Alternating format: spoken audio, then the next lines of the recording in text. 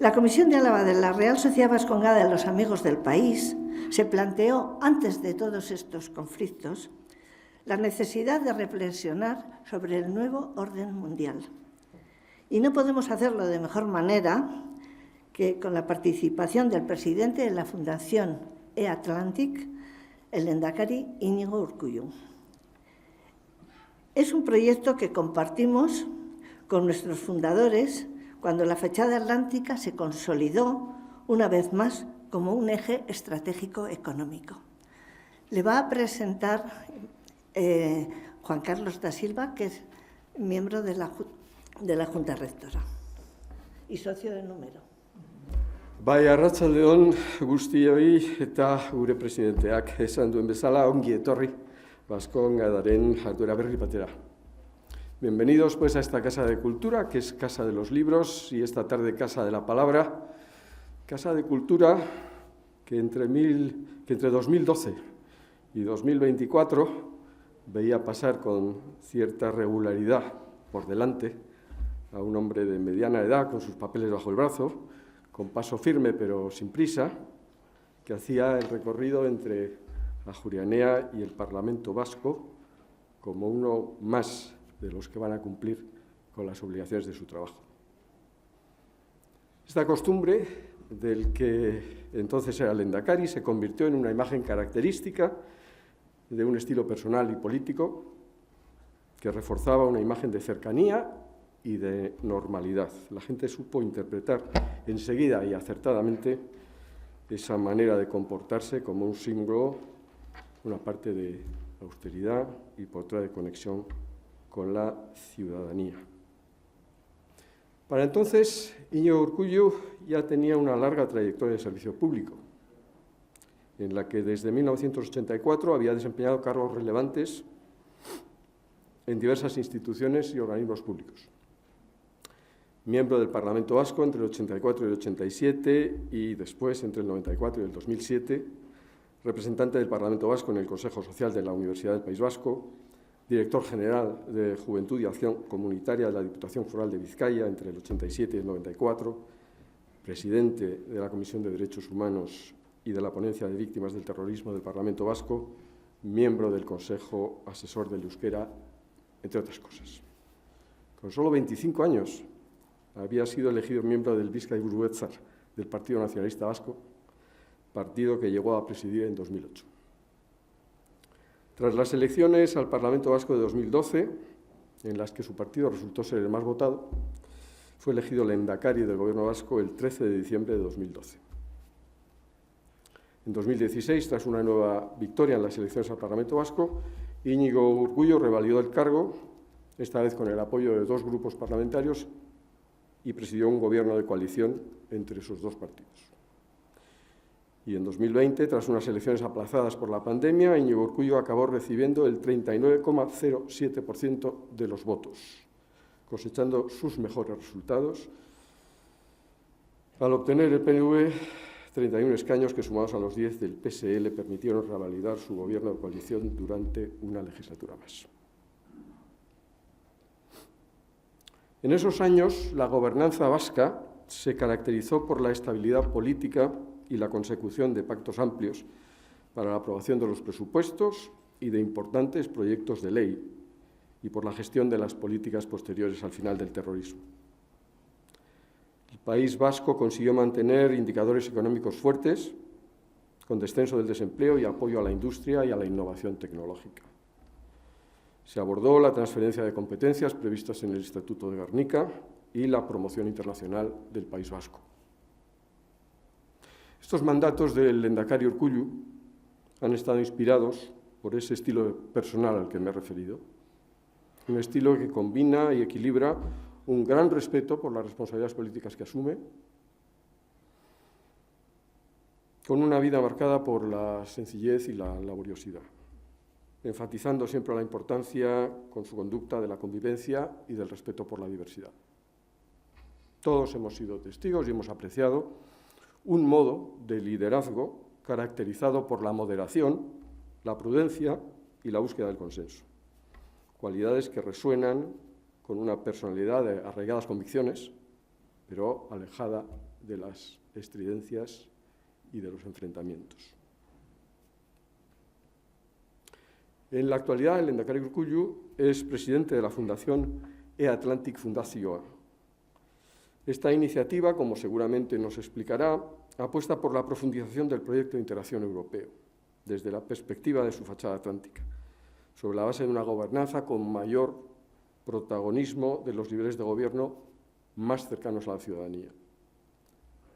Propone avanzar en la actual encrucijada, definiendo un modelo institucional y social europeo que genere confianza y aúne capacidades y voluntades en torno a un proyecto sostenible, que aporte bienestar y riqueza y profundice en la cohesión social y territorial. Sostiene que la Unión Europea se debe afirmar además como actor geopolítico relevante, creando las condiciones para que los territorios que la integran desplieguen todo su potencial, que es mucho, como sabemos por la historia de Europa. En el conjunto de las reflexiones que la Bascongada quiere ofrecer a la sociedad sobre el nuevo orden mundial no podía faltar la dimensión europea. Por eso no puede extrañar que la Fundación E-Atlantic Fundazioa inmediatamente haya suscitado el interés de la Real Sociedad Bascongada de Amigos del País. La Bascongada ha tenido desde su creación en 1765 el objetivo claro de modernizar la sociedad y la economía del País Vasco, mediante el conocimiento, la educación y la innovación. En primer lugar, fomentando esta educación y conocimiento mediante el estudio de las ciencias, las letras y las artes, y mediante la creación de centros educativos y academias como el Real Seminario Patriótico de Vergara o la Escuela de Artes y Oficios de Vitoria. En segundo lugar, mejorando la economía y la industria, aplicando las nuevas tecnologías entonces conocidas a la agricultura, a la industria de la minería y promoviendo el desarrollo del comercio. En tercer lugar, modernizando la sociedad, al patrocinar las ideas ilustradas de progreso científico, racionalidad, educación pública y reformas sociales orientadas a la mejora del bienestar del País Vasco. Y, en fin, difundiendo innovaciones y conocimiento práctico al organizar concursos científicos y técnicos, al impulsar publicaciones y al convocar debates y conferencias para aplicar el conocimiento a problemas reales, como es el caso de la reunión a la que asistimos hoy. Desde esta perspectiva, a nadie puede extrañar que sea previsible que en el inmediato futuro la veterana Bascongada y la jovencísima E-Atlantic Fundazioa encuentren ocasiones para caminar de la mano para la mejora del país, que es lo que da sentido a ambas. Bascongadatik E-Atlantic Fundazioari arrakatza guztia opa diogu. Jakin ezazue, gure lankidetza sutsuarekin lortuko duzuela. Eskerrak eman dizkiogu halaber bere presidenteari, arratzalde hau, gurekin partekatzeko oreagatik, guztiontzak garrantzi handiko gaiak eztabaidatzeko. Urkullu lehendakaria, zurea da hitza.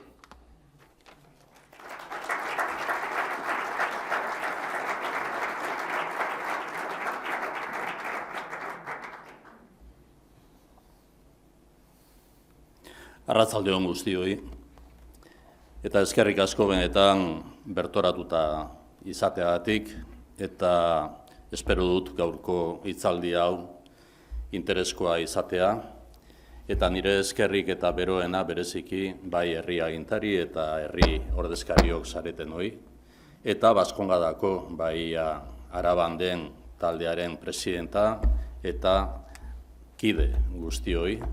Espero dut esan bezala eta aurkezpenean esan den bezala, bai Baskongada eta baita E-Atlantic nahi dugun bezala ahoskatuz, elkarlanean aritu ahal izatea hemendik eta aurrera. Beraz, ekingo diogu bai, gaur bildu egin gaituen gaiarekin, la encrucijada de una Europa necesaria en el desorden global, en el contexto mundial en el que vivimos. Vivimos en una época de transformación radical de nuestros marcos de referencia. Vivimos en un entorno internacional inestable y donde el necesario ejercicio de prospección, clave para fijar estrategias sociales, institucionales y también empresariales, resulta cada vez más complejo y errático. Estamos asistiendo a un cambio de paradigma en la geopolítica global. Atrás queda un mundo unipolar o bipolar, según las referencias de los bloques del Tratado del Atlántico Norte, de la OTAN o del Pacto de Varsovia tras la Segunda Guerra Mundial o tras la caída del muro, y avanzamos hacia un entramado multipolar complejo, con múltiples tensiones entre las partes y elevado riesgo de consecuencias nefastas. Dos de los principales problemas a los que nos enfrentamos en la actual realidad internacional derivan, por un lado, de la inexistencia en la práctica de unas normas, de unas reglas internacionales capaces de atender a los retos derivados de un contexto geopolítico mundial presidido por el conflicto permanente y por la ausencia de un equilibrio global. Y por otro, topamos con la ausencia de un liderazgo mundial compartido. De hecho, las reglas de instituciones internacionales multilaterales, como la Organización de Naciones Unidas o la Organización Mundial del Comercio, son redefinidas por las grandes potencias en función de sus propios intereses.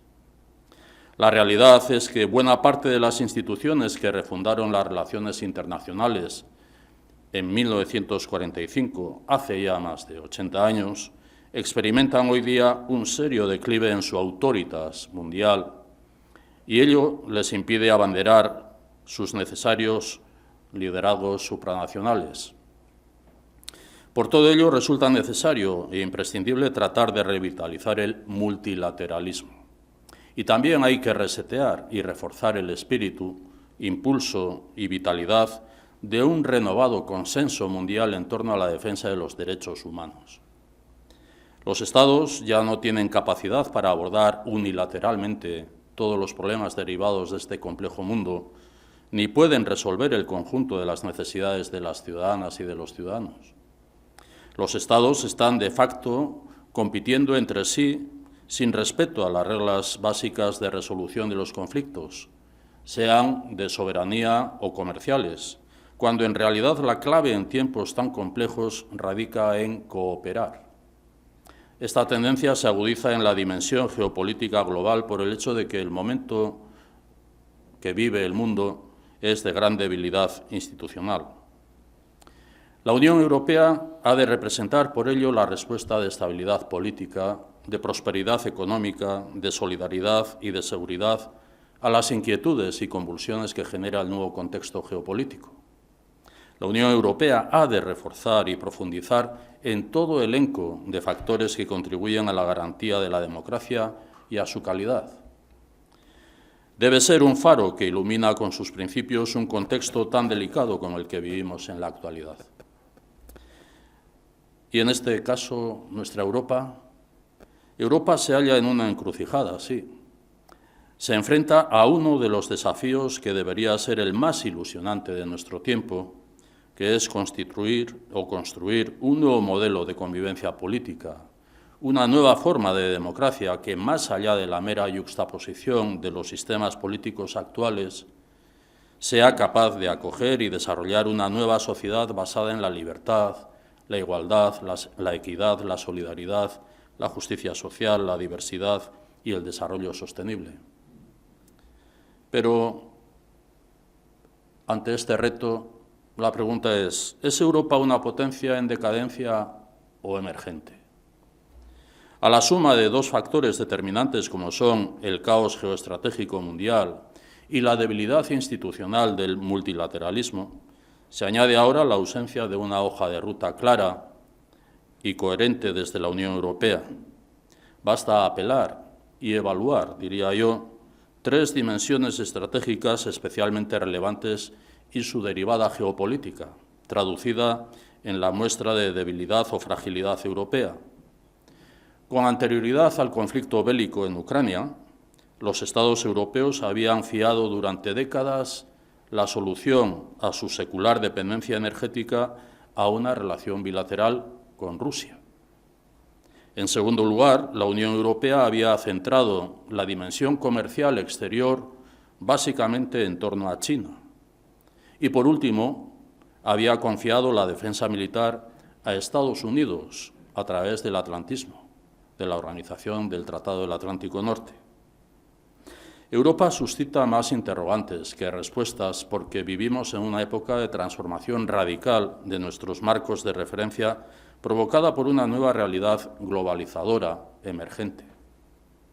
Tras la Segunda Guerra Mundial, el proyecto de paz europeo logró convertir a los enemigos en vecinos y aliados. Este modelo de convivencia pacífica entre diferentes se debería alzar hoy día como vigente frente a la barbarie de la guerra y su utilización como instrumento político, realidad tristemente presente en la geopolítica mundial, instalada en el caos y en la ausencia de normas que garanticen el arreglo pacífico de las controversias entre Estados. El ascenso al poder de los populismos y de líderes autócratas invita a una reflexión acerca del modelo de sociedad que estamos gestando. En esta concepción sobran las normas multilaterales y se instalan cómodos en el caos geopolítico mundial. Es por ello que debemos elevar nuestra conciencia y nuestra responsabilidad individual y colectiva. Los populismos extremistas encuentran en este clima de desafección ciudadana su lugar perfecto para consolidarse como opción involucionista, xenófoba y contraria a las libertades y derechos que tanto ha costado ganar.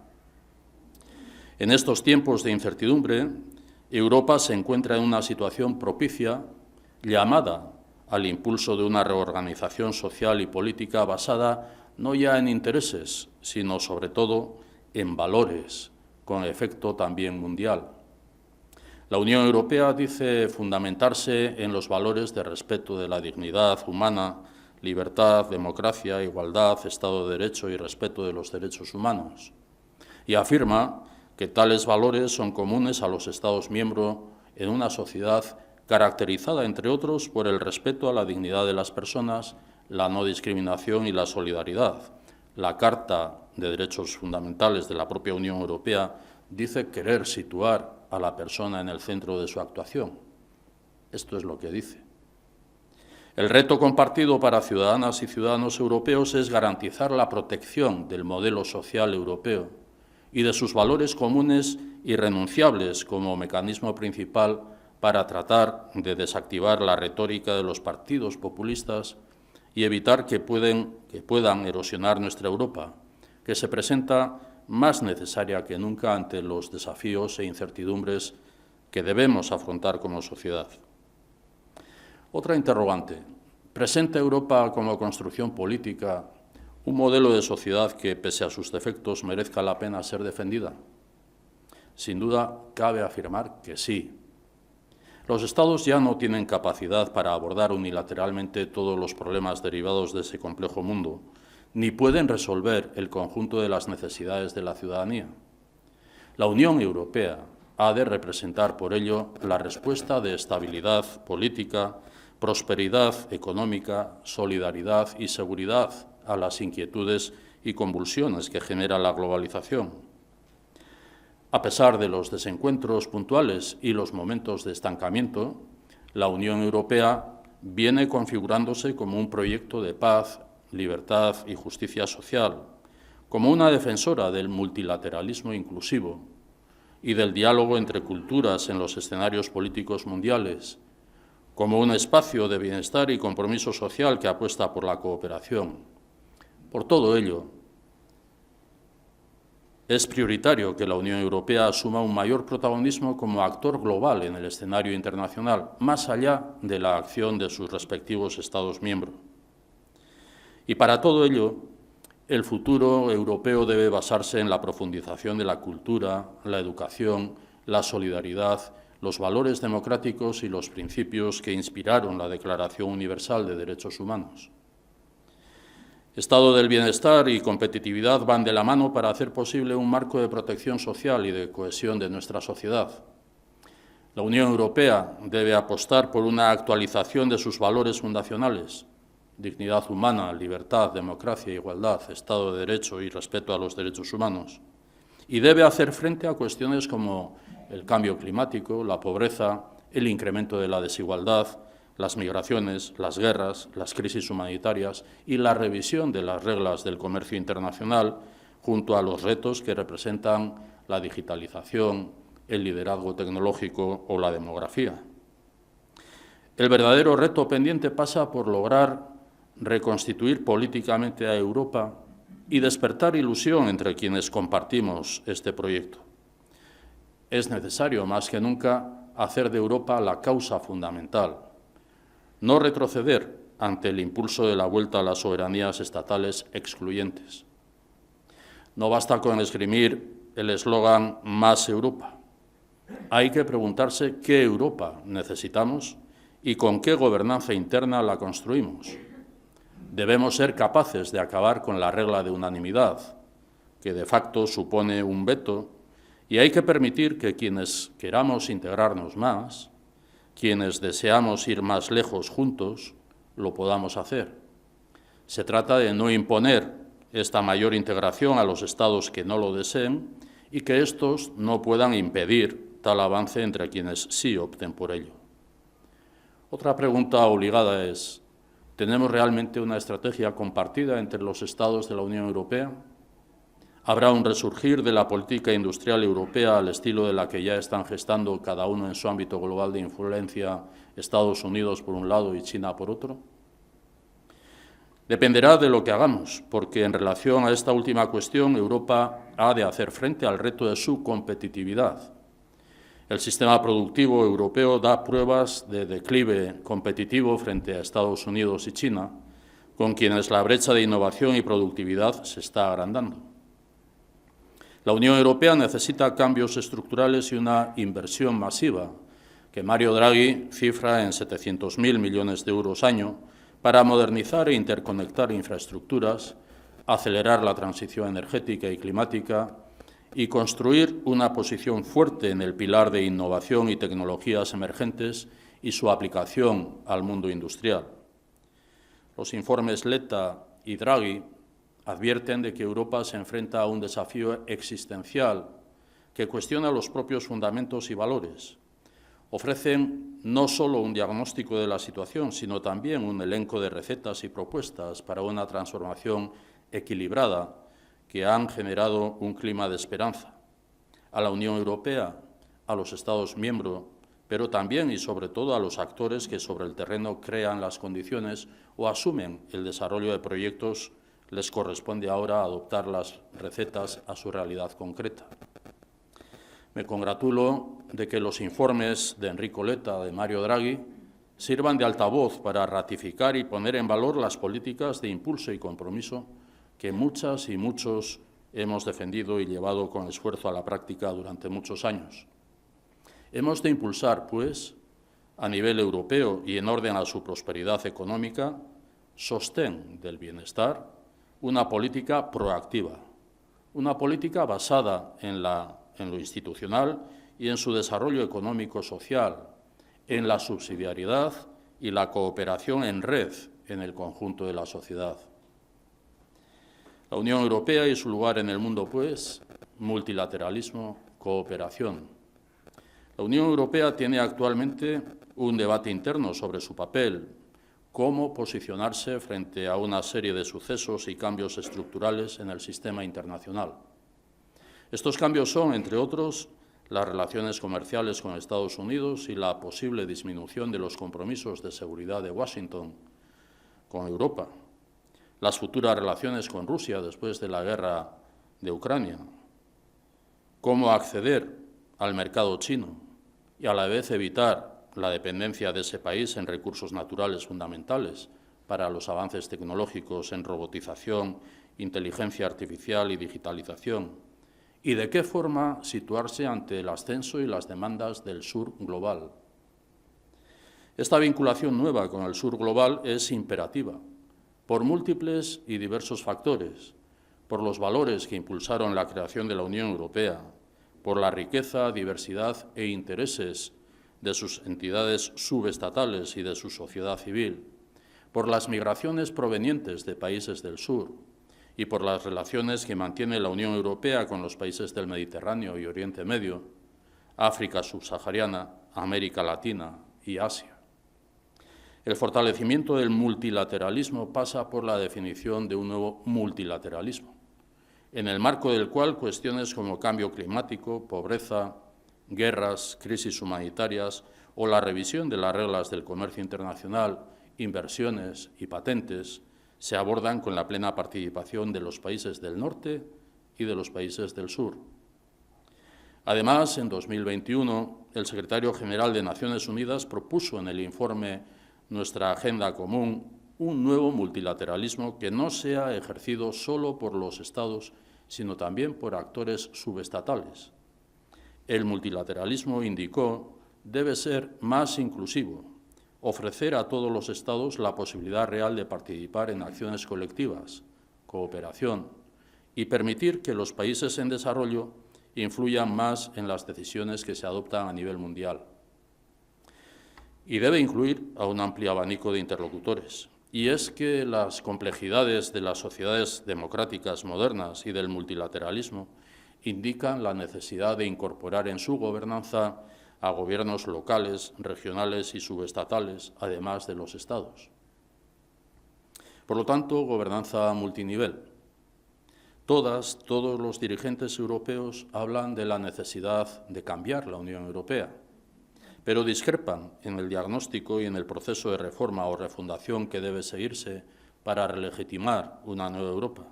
Y al final, no cambiar nada sigue siendo la mejor forma de satisfacer a todo el mundo. ¿Cuál ha de ser el puerto de destino para una Europa en la que Euskadi encuentre su cobijo y su desarrollo? La unificación europea hace tiempo que se basa en las fronteras interiores, pero en los próximos decenios se concentrará aún más en las fronteras exteriores. Lo que impulsa fundamentalmente la integración se sitúa fuera del continente, porque el viejo continente ya no ocupa en absoluto el mismo lugar en este nuevo mundo. Este concepto basado en el exterior nos aporta otro dato fundamental para una Europa orientada al futuro y para pensar seriamente en los costes de la no Europa, la vitalidad oculta de la mayoría de las sociedades europeas. Es necesario conservar y profundizar la conciencia de la unidad europea, pero al mismo tiempo debemos mantener viva la diversidad europea de los estilos y las tradiciones respectivas.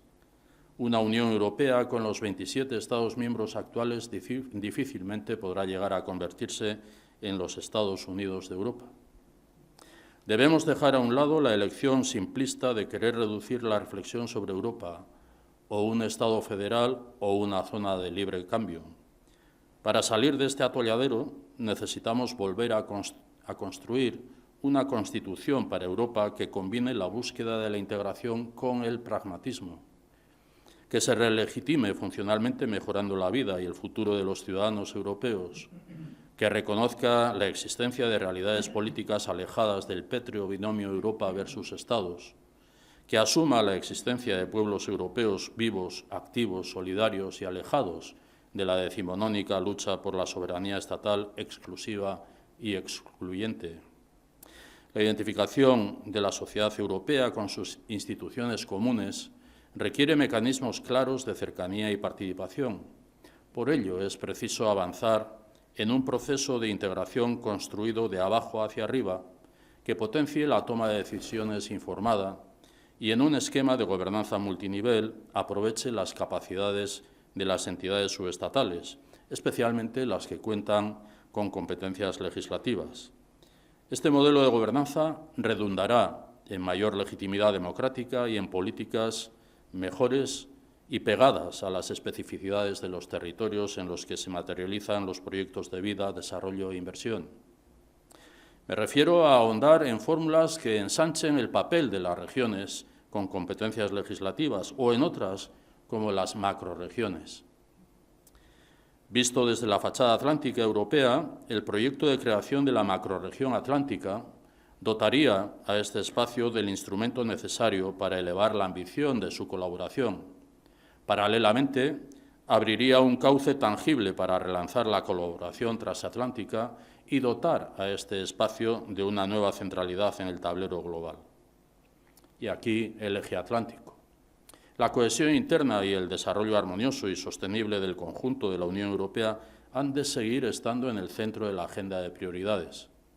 Una Europa territorialmente equilibrada debe, además de los ejes tradicionales del centro, el Mediterráneo y el este europeos, reconocer y reforzar el papel estratégico de la fachada atlántica. No obstante, esta adolece de su posición periférica y corre el serio riesgo de quedar relegada a un segundo plano a medida que el centro neurálgico de la Unión Europea se desplaza hacia el este. En los últimos años, los principales actores públicos y privados de los territorios atlánticos de la Unión Europea han tomado conciencia plena de la realidad descrita y expresado una voluntad clara de revertir su perificidad y materializar las oportunidades detectadas. Es, pues, momento de unirse en torno a una visión y propuesta de acción compartidas que permitan corregir los desequilibrios actuales, cimentar la prosperidad futura de la fachada atlántica y propiciar que sus necesidades y especificidades encuentren adecuada y plena inserción en la agenda de la Unión Europea. La Fundación E-Atlantic Fundazioa quiere ser un instrumento también al servicio de este proyecto.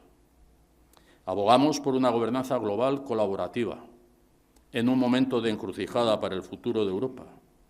O nos integramos más y de verdad, o seguiremos en la insignificancia en el contexto geopolítico mundial y seremos, como europeas y europeos, incapaces de tener una verdadera y eficiente autonomía estratégica que permita desarrollar una industria propia, una defensa del planeta y del medio ambiente, un crecimiento sostenible, una mayor cohesión social y un modelo sólido de convivencia.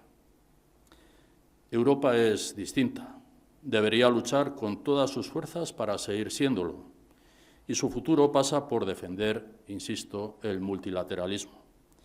Con su precioso lema «Unidos en la diversidad», nuestra Europa debe representar, hoy más que nunca, una construcción política con una visión propia de la vida en sociedad, que, pese a sus defectos e imperfecciones, merezca la pena ser defendida.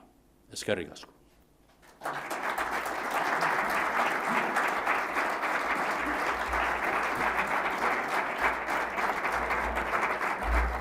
Muchas gracias, Lehendakari. Y ahora la palabra es de ustedes para hacer alguna pregunta o para compartir su opinión o sus reflexiones sobre la base de las ideas que el Lehendakari acaba de exponer. Me parece una idea esperanzadora porque los datos geográficos, el cambio climático, da la impresión de que el Mediterráneo está saturado y que el Atlántico supone vientos nuevos que garantizan prosperidad. De hecho, siempre que ha habido reforzamiento del eje atlántico, ha sido una de las épocas más progresistas de la historia, siglo XVI, siglo XVIII, siglo XIX, y me parece una idea fenomenal y quizá la salvación de Europa. Yo creo, Amparo, que es más una reflexión y una definición que una pregunta, porque no tendría nada que añadir a lo que has planteado, pero en concreto, realmente tenemos que tomar conciencia primero de lo que es la situación de Europa en ese desorden global, con el des entre paréntesis. Hoy todas y todos nos cuestionamos, y se cuestionan los grandes líderes también, si realmente existe un mundo en el que existan normas, en el que existan reglas. Se cuestionan si las existen, si se completan o si se ejercen de una manera o de otra manera según quien las quiera interpretar. En todo caso, yo creo que estamos asistiendo a ese desorden, donde la Unión Europea tiene que reflexionar sobre su papel como actor en ese mundo global. Pero dentro de la propia Unión Europea, y esta es la preocupación que tenemos al constituir la Fundación E-Atlantic Fundazioa, la realidad es que la Unión Europea es un proyecto inacabado. La Unión Europea sigue en un proceso y en un tiempo de ampliación. ¿De ampliación hacia dónde? Hacia los países del este. Y lo que estamos observando desde hace ya años es la modificación de lo que es el centro de la geopolítica, la geoeconomía, hacia intereses que tienen que ver con la ampliación de la propia Unión Europea por parte de los países del este. Y eso comporta un riesgo que yo defino, y así lo he manifestado, de perificidad. Es cierto que Euskadi, dentro de lo que es el Estado español o la Comunidad Ibérica, estamos en el occidente de la Unión Europea, estamos en la periferia de la Unión Europea. Pero una cosa es estar en la periferia geográfica y otra cosa es que nos lleven a la perificidad, es decir, al arrinconamiento, a la marginación. Y esto es algo sobre lo que tenemos que reflexionar, no solamente en Euskadi, sino en todo lo que es la fachada atlántica. ¿Por qué es la fachada atlántica? Son los Estados miembros de la Unión Europea que limitan con el Océano Atlántico, son los que tienen que reflexionar sobre lo que es el papel preponderante de los centros de decisión que se trasladan hacia el este de Europa. Y en este sentido, bueno, pues la fachada atlántica tiene un reto, un desafío, que no es que se pueda abordar solo desde las instituciones, desde las administraciones públicas, que ya lo hacen. Participamos en diversas redes, como puede ser la Comisión Arco Atlántico, dentro de la Conferencia de Regiones Periféricas Marítimas. Participamos como ciudades atlánticas, también dentro de la red de ciudades atlánticas. Pero las administraciones públicas tienen también sus limitaciones en cuanto a lo que puedan ser sus colores de representación política, ideológica, en cuanto a pueden ser también sus aportaciones económicas. Y de la misma manera que afecta a lo que es el sentimiento de pertenencia a la Unión Europea, desde el sentimiento de pertenencia de fachada atlántica e intereses compartidos podemos coadyuvar a lo que es ese sentimiento de identidad europea. Por eso es por lo que yo estimo que la fachada atlántica merece un impulso que no sea solamente desde las instituciones públicas, sino que sea también desde las entidades sociales que existen en la sociedad, como es la propia Fundación E-Atlantic. Buenas tardes, muy gráfica la explicación. Dos preguntas acerca de lo que el Lehendakari opina sobre un sistema que se constituye sobre la base de que un habitante de Maturana, un pequeño pueblo a las afueras de Vitoria, tenga 8 administraciones públicas por encima. Si eso ayuda a construir Europa o no. Y luego una pregunta también sobre si estamos construyendo la Europa de los derechos y se nos está olvidando la Europa de las obligaciones. O sea, si estamos omitiendo aquella famosa frase, creo que era de Jean-Claude Juncker, ¿no?, que decía: todos sabemos lo que hay que hacer, lo que no sabemos si lo hacemos, ¿quién nos va a votar? Si eso no está lastrando el desarrollo de lo que es Europa como unidad. Empezando por esta última, efectivamente yo creo que entronca con lo que es una necesaria reflexión sobre lo que es la vigencia de ideologías. Si existen ideologías, como lo existían hace 40 años o 50 años, si esas ideologías responden a unos principios o si quienes dicen representar a unas ideologías determinadas lo que hacen es representar a unos intereses, y si además de representar a unos intereses representan también de manera volátil lo que en cada momento interesa por lo que es el ejercicio del poder. Esta es una preocupación con respecto a lo que es una sociedad fundamentada en valores, en qué tipo de valores. Y en ese sentido, en cuanto a derechos y obligaciones, en tiempo de Lehendakari yo en algún momento públicamente también manifesté si no estábamos ya hablando como solemos hablar en lo que es transiciones ecológica medioambiental, del ecosistema, etcétera, o del ecosistema industrial, planteé si no estábamos en una sociedad del ecosistema, no del ecosistema, que está conformado por muchos agentes o por muchos factores, o si no vivíamos en una sociedad del ecosistema, donde lo que impera ya es el individualismo o el yo, o el interés particular, o el interés, si no particular, un interés grupal, colectivo, pero muy sectorial.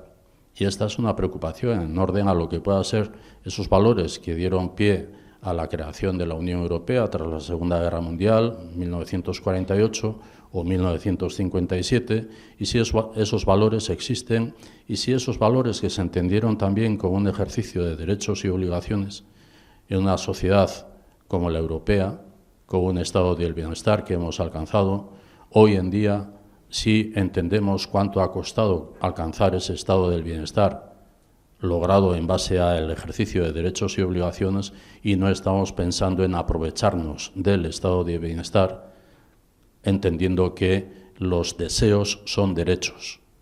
Hay una interpretación equivocada de deseos por derechos y no hay una correspondencia de lo que son deseos y derechos con obligaciones. En cuanto a la primera pregunta, de Maturana, decías, bueno, pues efectivamente en Araba tenéis una singularidad con respecto a incluso otros territorios dentro de la comunidad autónoma de Euskadi, con lo que es tanto un gobierno vasco, un parlamento vasco, sí, para el conjunto de la comunidad, pero en el territorio de Araba, me corregéis, tenéis desde lo que es el territorio, las ciudades, capital, sede de las instituciones comunes, como se dice en el Estatuto de Autonomía, los pueblos, los municipios, las juntas administrativas y todo lo que puedan ser también los concejos, etcétera, ¿no? Bueno, pues efectivamente es una dificultad en cuanto a lo que es, más que el funcionamiento, diría yo, la implicación de los ciudadanos y ciudadanas. En una sociedad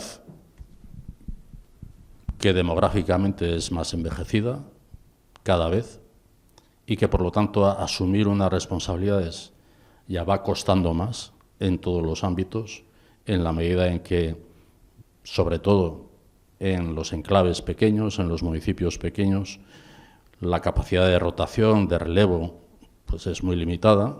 Bueno, esta es una reflexión que va más allá de lo que es el valor del entramado institucional tal y como hasta ahora lo hemos conocido, si es sostenible o no es sostenible, en función también de lo que es la población existente, la capacidad de asumir las responsabilidades, y en una sociedad además donde lo que imperan son los deseos confundidos como derechos, y donde, por lo tanto, quien asuma una responsabilidad pública e institucional, y si es de gobierno más, se ve cuestionado permanentemente.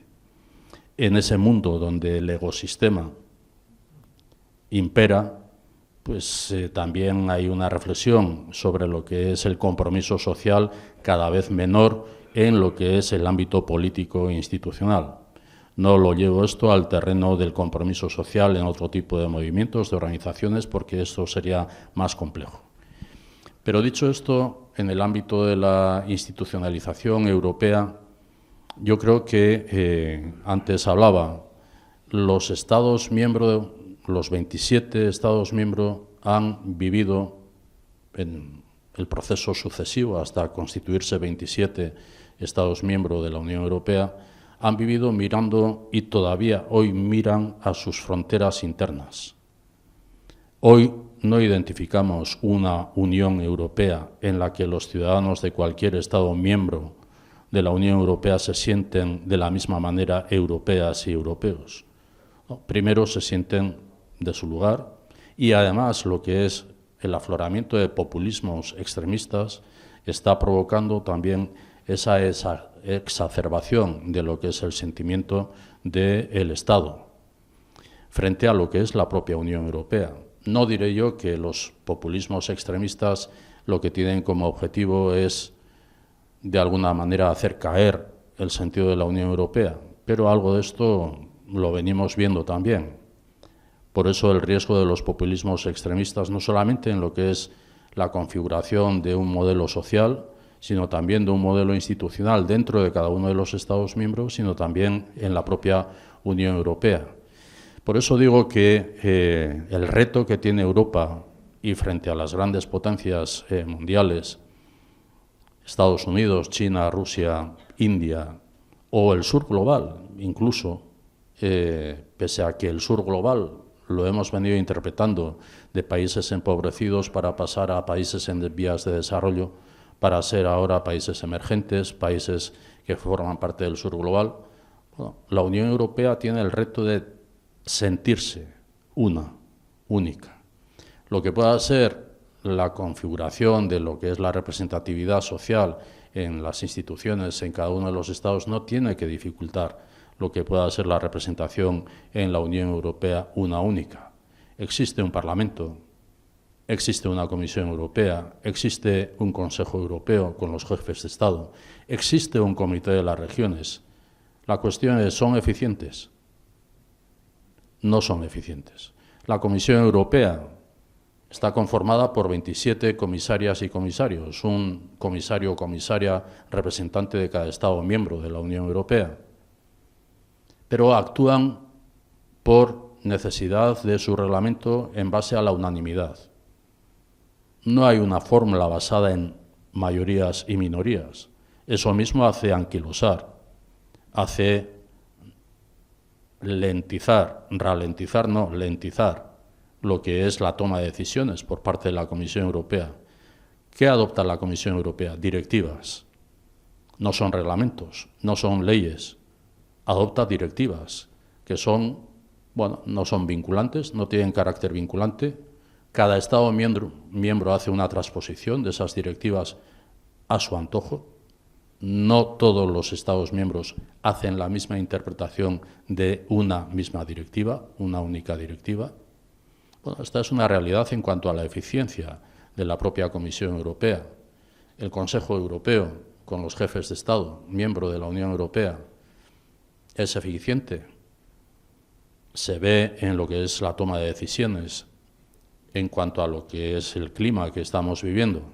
El Comité de las Regiones, donde supuestamente las regiones que tenemos capacidad legislativa, como es la Comunidad Autónoma de Euskadi, tenemos una posible participación, ¿es eficiente?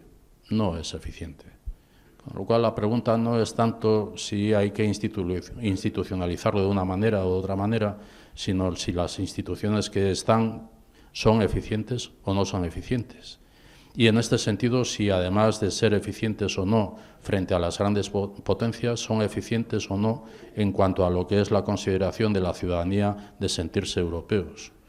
Por esto es el planteamiento también del principio de subsidiariedad, de intentar construir de abajo arriba en función del pragmatismo y que en ese sentido también desde las regiones, desde lo que es la fachada atlántica, que no es una comunidad autónoma, sino que es todo lo que es el límite geográfico del Océano Atlántico con la Comunidad Ibérica, sea Portugal, el Estado español, Francia, Irlanda e incluso Gales.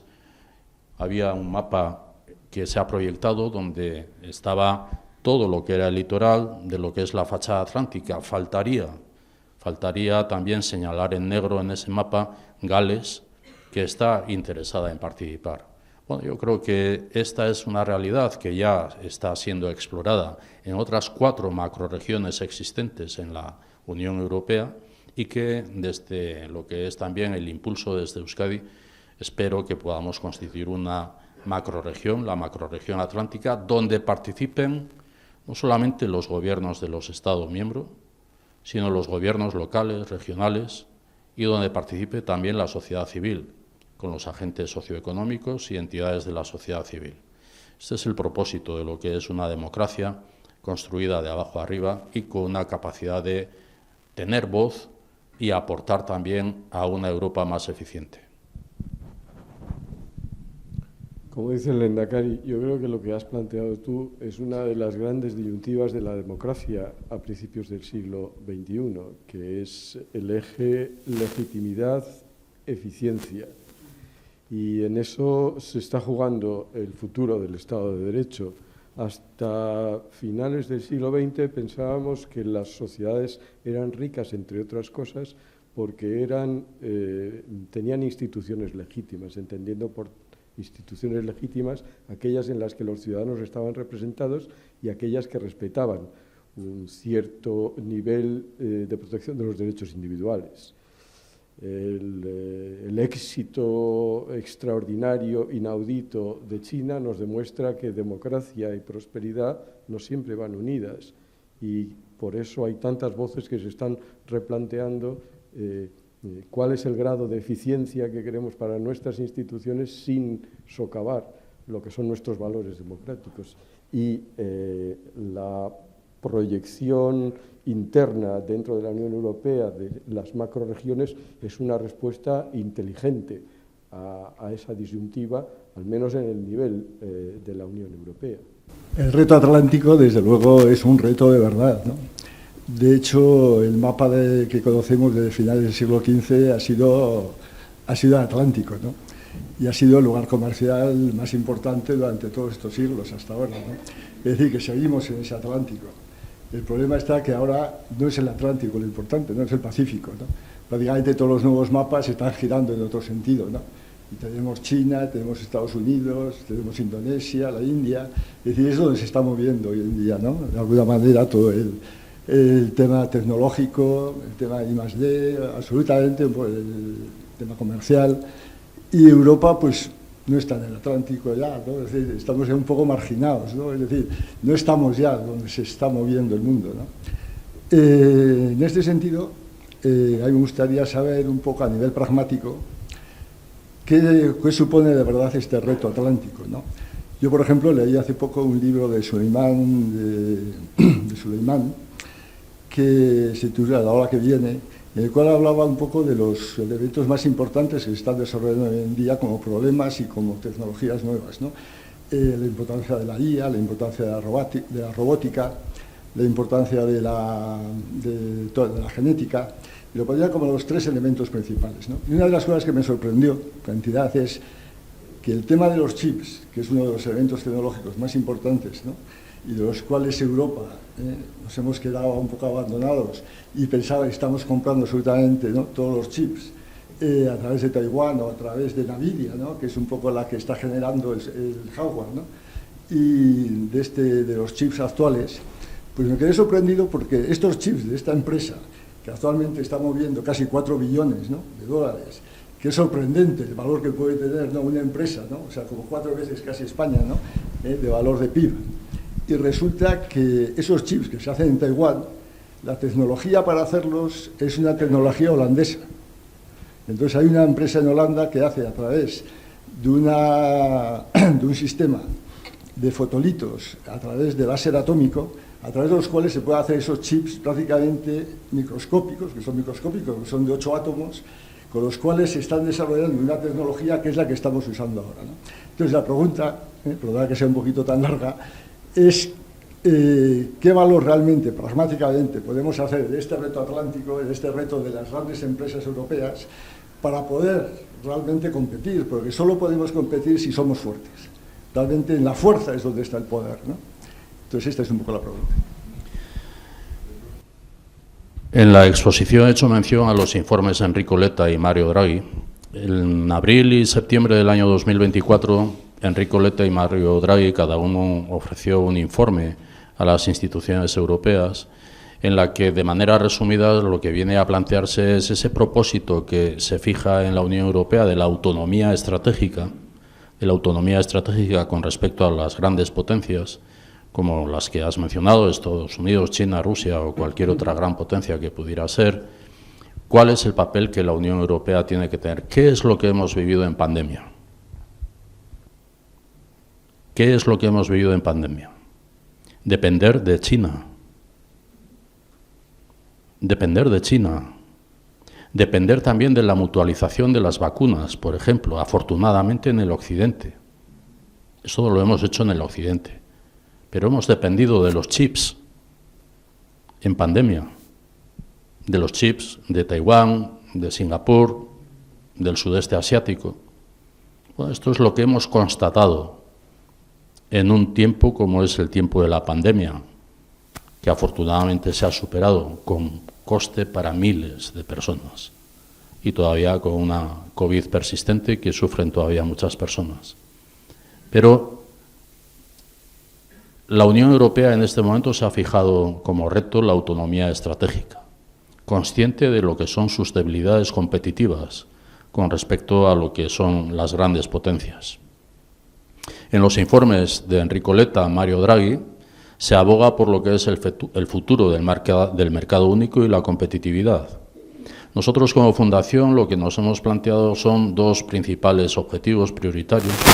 Uno es, tal y como se ha dicho en la presentación, es la prosperidad de la fachada atlántica basada en la competitividad de la propia fachada atlántica.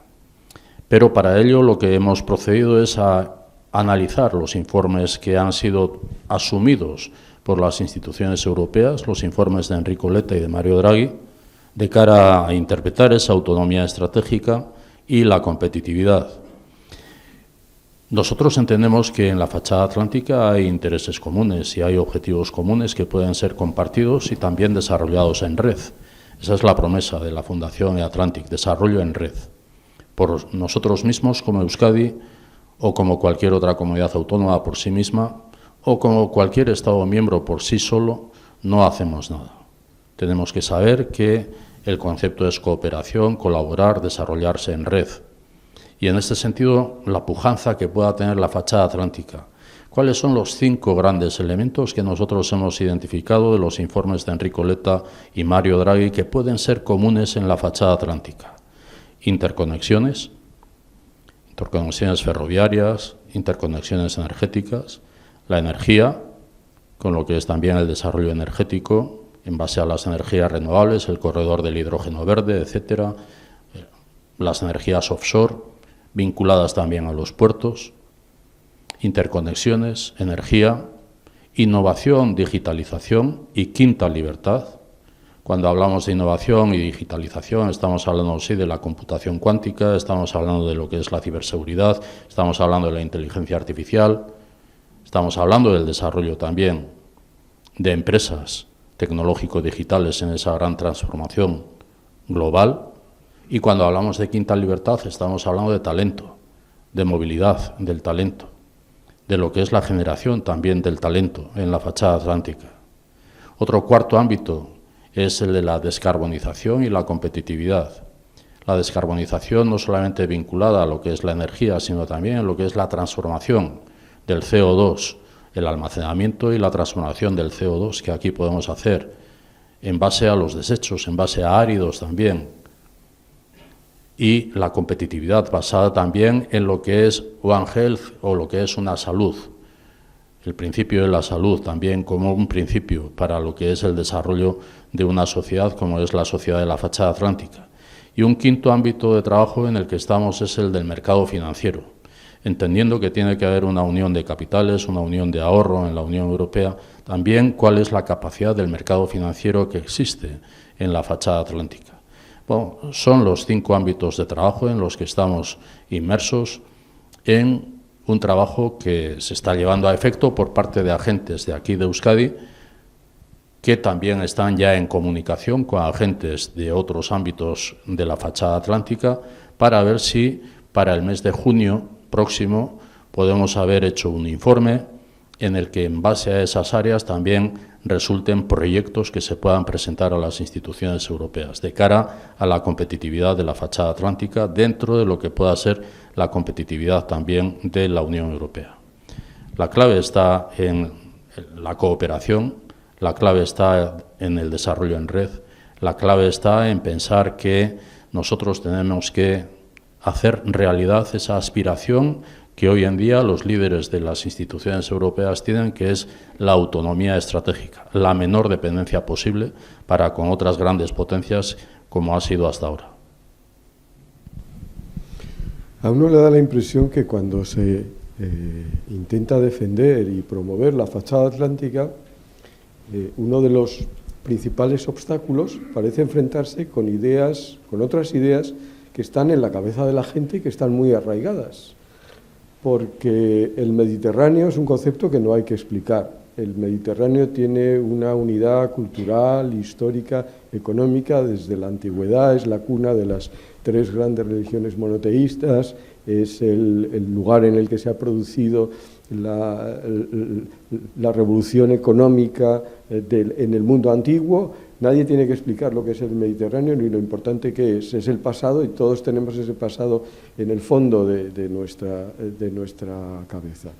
Y el futuro es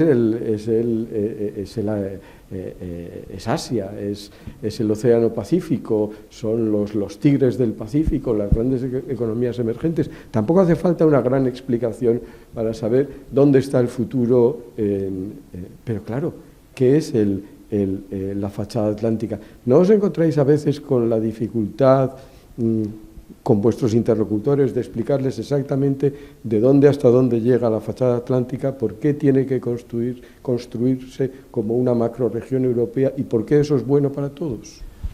Sí, nos encontramos con esa dificultad hasta el punto de que todavía hace 3 semanas, un mes aproximadamente, una persona que había sido representante del Estado español ante la Unión Europea llegaba a definir lo que es el occidente, lo que es el Atlántico, como el Mediterráneo occidental.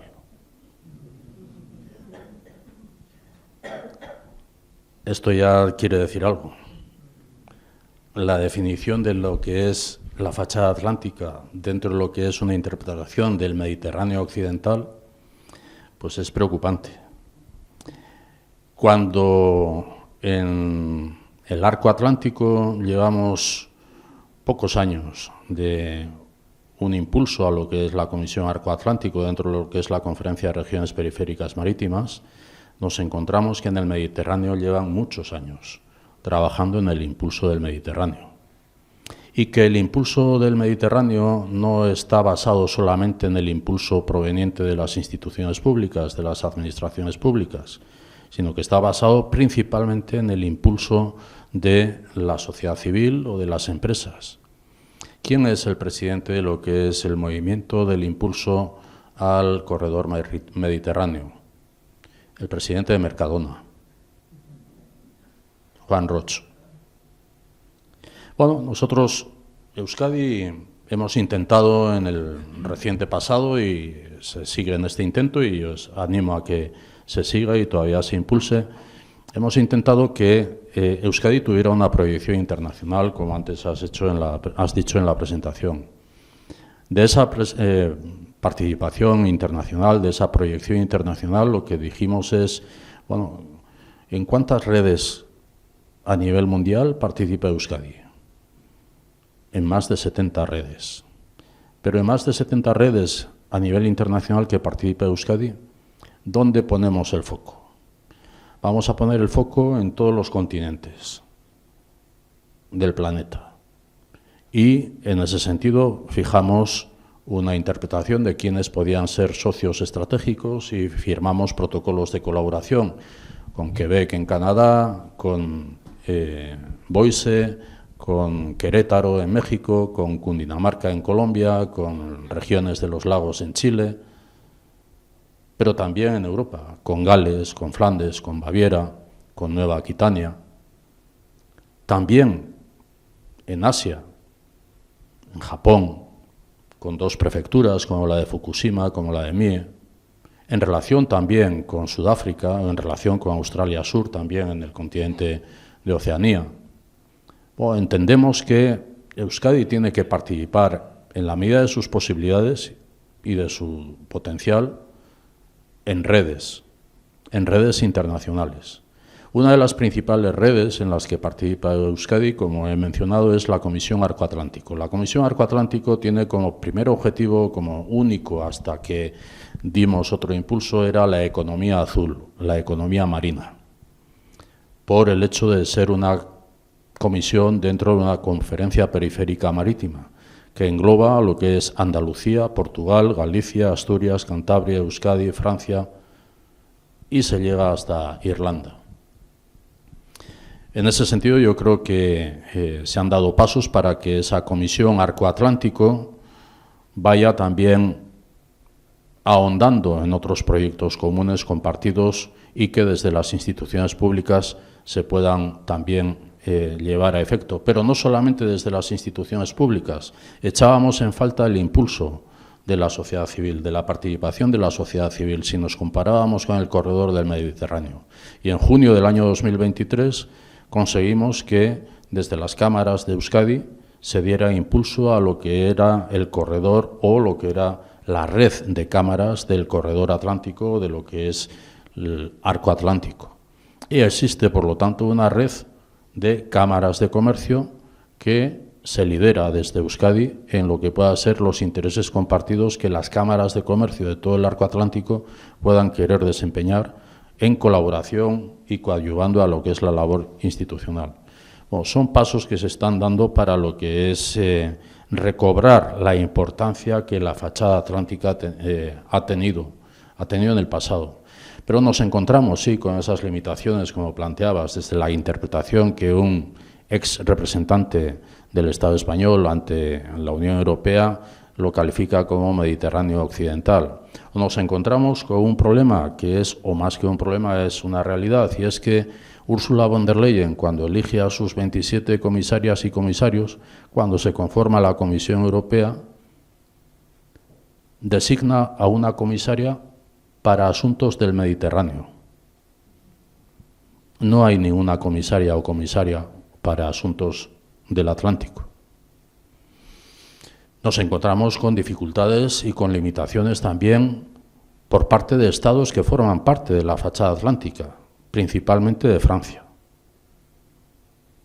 ¿Qué es lo que está sucediendo con la conexión del trazado del tren de alta velocidad o de velocidad alta, con lo que es la conexión ferroviaria, siendo que es un objetivo prioritario de las instituciones europeas, no del Estado español, no de Euskadi?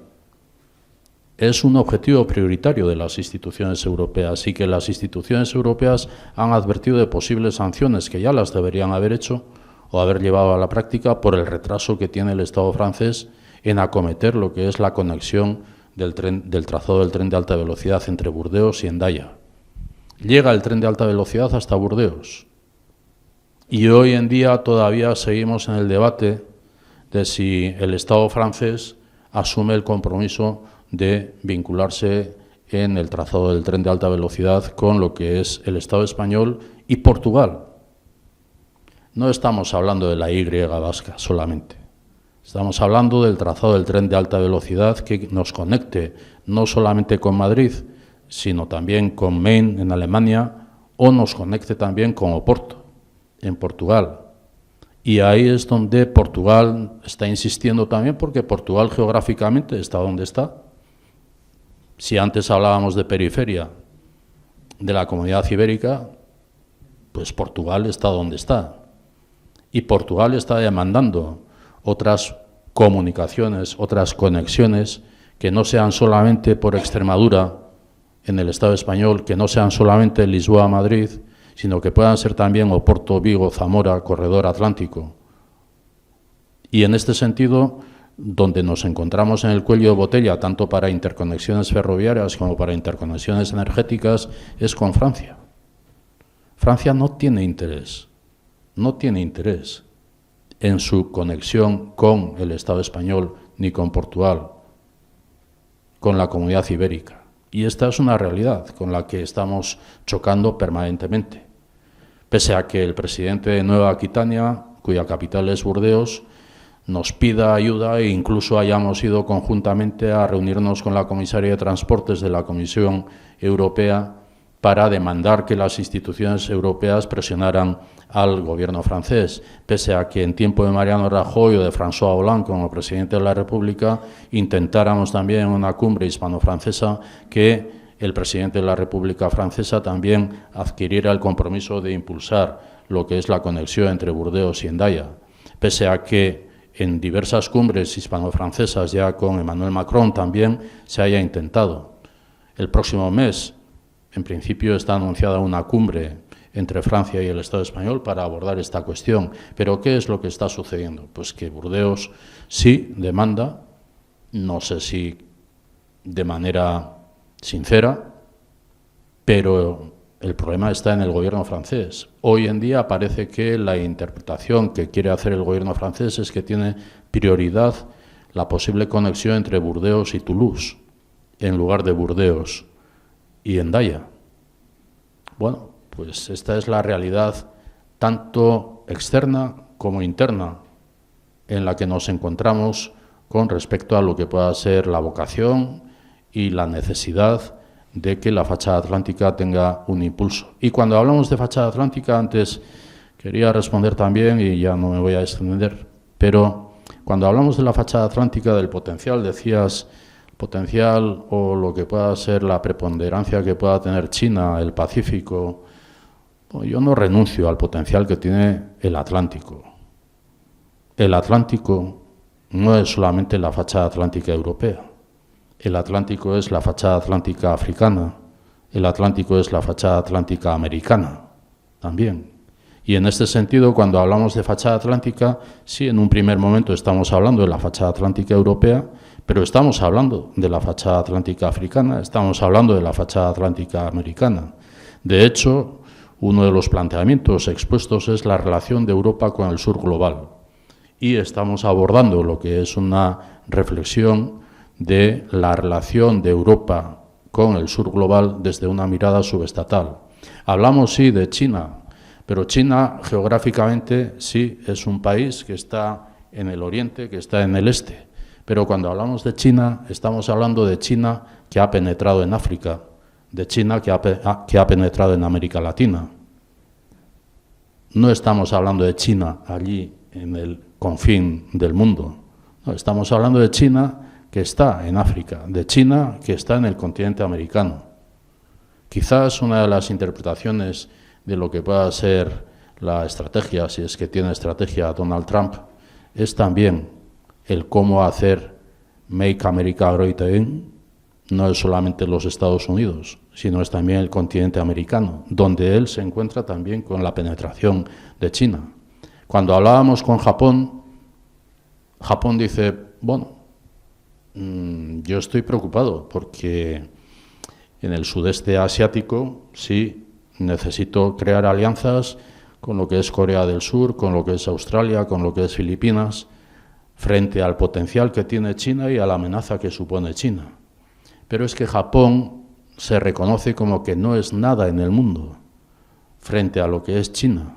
Japón sí tiene como aliado principal, o ha tenido como aliado principal a Estados Unidos, pero no tiene penetración en el mundo. Por eso Japón también se está abriendo a lo que es una realidad diferente a la que hasta ahora ella misma gestionaba o desde Japón se gestionaba. Y en este sentido, cuando hablamos de relación de la fachada atlántica, pues tampoco nos vamos a limitar a lo que es el océano Atlántico. Vamos a mirar también desde lo que es la relación con el sur global a otros países que no sean solamente de la fachada atlántica. Sí, hemos hablado varias veces del problema para los acuerdos en la Unión Europea de la regla de la unanimidad. Estos días hemos estado viendo cómo se estaba retrasando una política de créditos a Ucrania precisamente por la oposición del presidente húngaro de Orbán, también muy marcado políticamente. ¿Esto se podría solucionar necesariamente con una modificación del Tratado de la Unión o que habría alguna otra solución más ingeniosa para resolverla de una forma más práctica, más rápida? Esa es la pregunta. Es que ricasco. Pues es el debate que tienen los presidentes de los jefes, o como jefes de Estado también, dentro de lo que es el Consejo Europeo. La regla de unanimidad o la capacidad de veto, dicho de otra manera, ¿no? En función de que no existe un régimen de mayorías y minorías. Lo mismo que existe en el Consejo de Seguridad de Naciones Unidas. Igual. Pero esto es algo que deben abordar desde la consciencia de que el anquilosamiento de la propia Unión Europea provocado por sus sistemas de gobernanza pues nos está llevando también a ser absolutamente dependientes de o ir a rebufo o ir a rastras, como cada uno quiera decir, o de no comprometernos en lo que puedan ser las necesidades que lo que es el sistema de gobernanza global mundial nos exige, ¿no? En este sentido, yo he planteado la necesidad de una nueva Constitución europea y bueno, es un debate multipolar el que existe. En diciembre pasado, personalidades que habían ostentado y ostentan responsabilidades políticas a nivel europeo, personalidades también del ámbito social, intelectual, planteaban una declaración de independencia de la Unión Europea. Una declaración de independencia, dentro de lo que es esta interpretación de la dependencia que tiene la Unión Europea. Y dentro de esto está también la gobernanza interna de la que se ha de dotar la Unión Europea. Y esa gobernanza no pasa por lo que hoy es, que es exigible o es exigida la unanimidad de los 27 para cualquier toma de decisiones. Yo creo que es posible, o es necesario, mejor dicho, una nueva Constitución. No fue posible el Tratado de la Unión último porque Francia se resistió. Pero hoy en día estamos viendo también lo que es la actitud o decisión de participación, incluso en lo que es el conflicto que se está dando en Oriente Medio, cuál es la posición que cada uno de los Estados miembros de la Unión Europea está manteniendo. Bueno, se va creando un estado de opinión de que, bueno, la Unión Europea necesita otro modelo de gobernanza. Y son los jefes de Estado los que tienen que adoptar una decisión en relación a lo que pueda ser o un nuevo tratado de la Unión o una nueva Constitución. Bueno, pues muchas gracias a todos por habernos acompañado esta tarde. Algunas de las cuestiones, muchas de las cuestiones que aquí se han suscitado van a seguir siendo analizadas desde otros puntos de vista, desde el punto de vista de la economía, de la movilidad, del incierto futuro de los derechos humanos dentro de este ciclo de encuentros sobre el nuevo orden mundial. Así que yo les animo a que sigan atentos a nuestras convocatorias y en las próximas semanas y meses podamos tener la ocasión de volver a encontrarnos aquí y a discutir de todas estas cosas en las que tanto nos va. Y ahora, sobre todo, lo que quiero en nombre de la Bascongada es agradecer al Lehendakari Urkullu que haya sacado un rato para estar con nosotros y para explicarnos esta cosa tan apasionante que es nuestro futuro. Queda y quedo a vuestra disposición, esperando haber animado a la conciencia de la importancia de Europa. Eskerrik asko.